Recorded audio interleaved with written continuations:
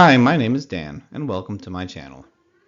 I started this channel with the idea of offering some kind of review study notes for the Florida bar exam. And then as I was getting my notes together, I thought, it might be fun in the future to add some book reviews and maybe talk a little bit about life just in North Central Florida. So that has become the focus of the channel: the Florida bar exam, life in North Central Florida, and book reviews. A little bit about me: I got my undergraduate degree in applied physics from Xavier University in Cincinnati, Ohio. I finished in 3.5 years, so I worked as a math tutor for a semester and started law school in 2006 at Ave Maria School of Law, Ann Arbor, Michigan at the time. For those unfamiliar with the history of Ave, it started in Ann Arbor, Michigan, and then in the summer of 2009 moved down to Naples, Florida, so it's now a Naples Law School. But at the time we were in Michigan, we studied absolutely nothing about Florida law. I graduated in 2009, magna cum laude, and from there I went to graduate school at the University of Kentucky, where I studied international trade and international political economy. 2012, I took the bar exam in Maryland, managed to pass, and started working at a law firm. I worked there for about 3 years and was teaching some tennis on the side, and that grew into a full-time business on its own, so I left the law firm and began working as a tennis coach. I ran a club, was the head pro at a YMCA, and taught at different private courts, ended up hiring staff, and developed a pretty good program, wonderful students, overall a great experience. But in 2021, we decided it was time to move to Florida. It was an opportunity to be closer to family, and especially after all the weird things happening during the COVID shutdowns, being closer to family was important. So here I am in Florida now, getting ready for the Florida bar exam to get back into law. So here we are, the Florida bar exam. So it's been 10 years since I took a bar exam. I did manage to pass the first time, but it's a 2-day exam, so there's always a lot of stress in getting ready for it. And of course, bar review courses themselves are expensive, so I'm going to devote a future video just to those. But here's some basic info about the Florida bar exam. Let me begin by saying this about the bar exam: people are scared of it, and with good reason. All right, these are the results from the last bar exam which was offered, which is in February of this year.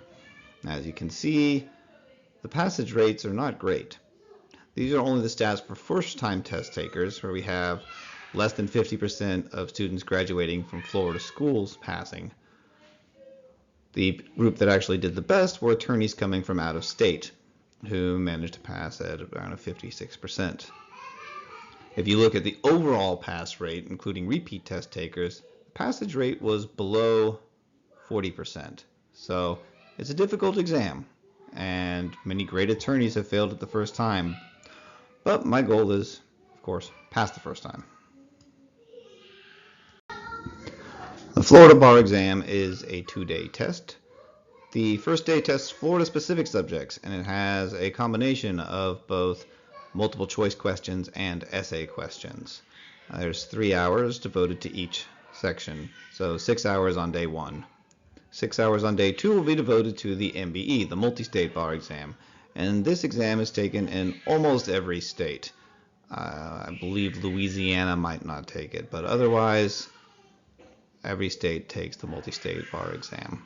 This one I took 10 years ago when I got admitted to the Maryland bar, and I did fairly well on it. I got a 153, which would put me in the 65th percentile. So it was good. I could do better, and that's my goal this time around, is to beat my previous score. All right, Part A. These are the subjects that are tested on Part A. As you can see, there's a lot of Florida-specific stuff, so these would not necessarily be subjects that I learned in law school. Certainly not as they apply to Florida law, if they're any different from the most common rules or the federal rules. So at least with Florida real estate law, I learned a bit of that as I was studying for my real estate license. but some of these subjects I'm going to have to learn new material, so it won't just be reviewing old material. Some of it will be familiar, because fortunately the laws are not incredibly different from state to state in every area. Now we have the second part of the bar exam, the multi-state. 7 subject areas here. Equal number of questions are taken from each section, which is why criminal procedure and criminal law are treated as one. This is a section that, again, I did fairly well before. My goal is going to be to do better this time around. On the bar exam, there's 2 different scoring methods. The one is the overall method and then the individual method. The individual method is mainly for students who've already taken the bar exam recently. So if I took the bar exam and passed one section and failed the other, I could just retake the section that I failed next time around, and as long as I got a passing on at that time, I would pass. However, since I'm taking both sections together, I am doing the overall method, which means that my average has to be passing. So if I get a 153 again or better on the multi-state, that gives me a little bit of leeway in the Florida section. Of course, the goal is to pass both on the first try. So there it is. It's the Florida bar exam in a nutshell. And next video, I'm going to look at different bar review options out there. And then after that, we'll start diving into the subject matter. Thanks for watching.